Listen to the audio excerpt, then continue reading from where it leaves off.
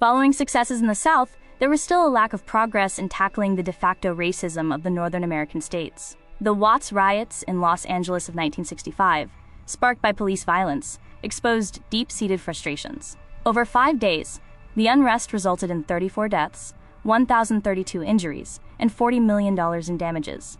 This riot was part of a larger pattern, with 329 major riots erupting across 257 cities between 1964 and 1968. President Johnson appointed the Kerner Commission in 1967 to investigate the causes of urban unrest.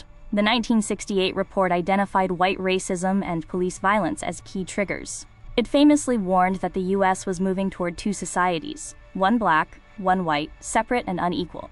In response to the riots, Martin Luther King Jr. took his nonviolent direct action protests north to Chicago.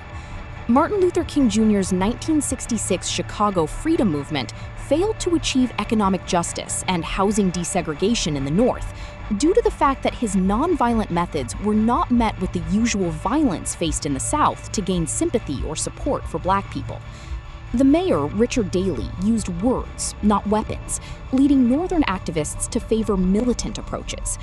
Unfortunately, on a mission to Memphis in 1968 to support a strike of sanitation workers, Martin Luther King Jr. was assassinated outside of its hotel room. His death triggered riots in over 100 cities in the U.S. and over 27,000 arrests made. This tragedy accelerated the passage of the 1968 Civil Rights Act. By 1975, the Civil Rights Act of 1964 and the Voting Rights Act of 1965 and its 1970 revision established legislative and social milestones. There had also been landmark Supreme Court cases like Brown v. Topeka and Browder v. Gale that desegregated education and transport. By 1974, most Southern schools were desegregated, with only 8% of Southern Black children remaining in segregated schools.